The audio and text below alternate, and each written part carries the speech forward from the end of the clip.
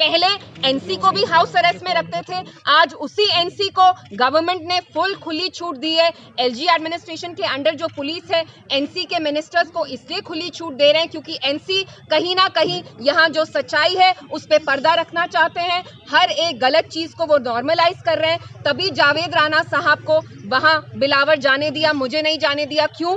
क्योंकि जब जावेद राणा साहब वहां से निकले, उनने अपनी जबान नहीं खोली, उनने अपना मुंह नहीं खोला, उनने मीडिया को ये नहीं बताया कि बिलावर में जो लोग हैं वो दहशत में रह रहे हैं और ये दहशत कोई मिलिटेंट नहीं, वहां के एसएचओ जितेंद्र सिंह कर रहे हैं।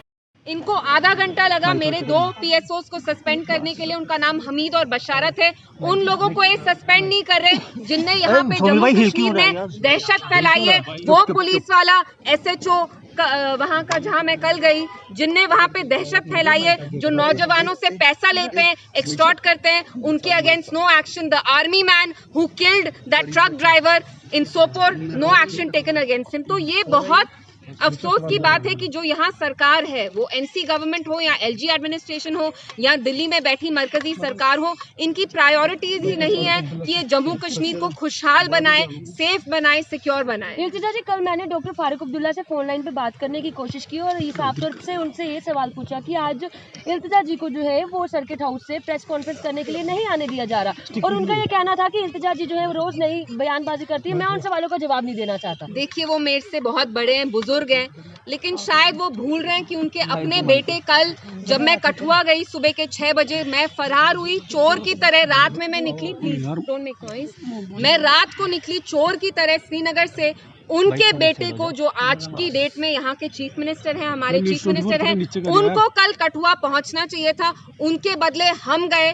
वो दिल्ली में लंच कर रहे थे, कुछ अल्फ्रेस्को लंच, मुझे तो पता भी नहीं। तो फारूक साहब शुड टेल अस कि उनकी जो सरकार है, जो उनके बेटे चला रहे हैं, उनकी क्या प्रायोरिटी है कि वो हर वक्त दिल्ली में बैठ के लंच करें, डिनर करें। हमने देखा बुढ़ाल में लास्ट मंथ जब राजौरी में फूड पॉइजनिंग के केसेस हो रहे थे, तब भी उमर साहब दिल्ली में बैठ के डिनर होस्ट कर रहे हैं। कल उनको पता नहीं था, लेकिन जब वो लंच कर रहे थे दिल्ली में कहीं 5 स्टार होटल से ऑर्डर करके, बहुत 500,000 किलोमीटर दूर एक लेडी है 25 साल की कठुआ में, जो विधवा हुई है, जिसने 5 दिन से एक निवाला तक नहीं खाया। लेकिन उमर साहब की प्रायोरिटी क्या है? दिल्ली में बैठ के लंच करना, दोस्तों के साथ लंच करना। This is not fair.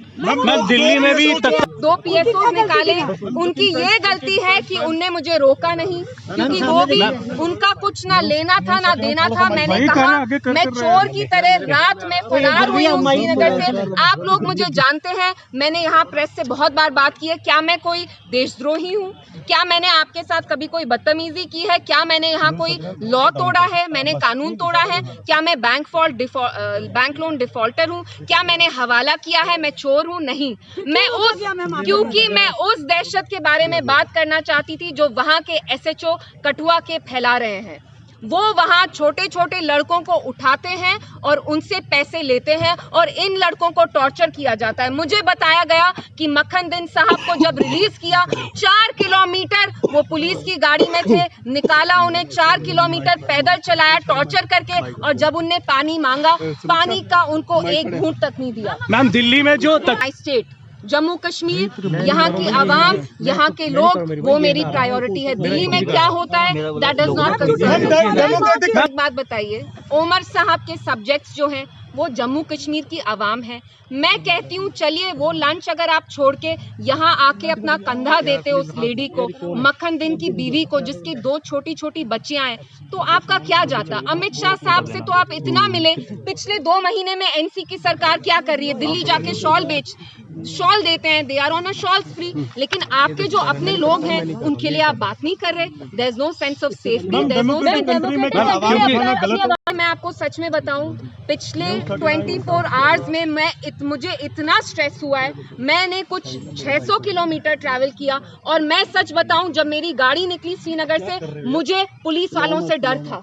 क्योंकि मुझे ऐसा महसूस दिलवाया जा रहा है जैसे मैं कुछ गलत कर रही हूँ। मैं क्या कह रही हूँ, मैं आप लोगों के सामने सच्चाई जाहिर कर रही हूँ। क्या ये कोई जुर्म है? मैम पीडीपी इसके बाद अगर आप सच्चाई का साथ देते हैं आपको पनिश किया जाता है। मैम पीडीपी जुडिशियल इंक्वायरी इसलिए उसकी मांग की है क्योंकि बिलावर के जो SHO हैं जिनका नाम जितेंद्र सिंह है वो करप्ट हैं। उनके अगेंस्ट सीरियस एलिगेशंस हैं कि वो वहां एक एक्सटॉर्शन रैकेट चला रहे हैं। मिलिटेंट होना एक बहुत सीरियस चार्ज है। उनको अगर पैसे नहीं मिलते वो इन लड़कों को टॉर्चर करके फेक मिलिटेंसी चार्जेस लगाते हैं। So we are demanding a judicial probe and we also demand that this SHO should be immediately sacked. And मैं जो हमारे जितेंद्र सिंह हैं जो कठुआ के MP हैं और मिनिस्टर हैं, मैं उनसे पूछना चाहती हूँ सर आप कहाँ हैं?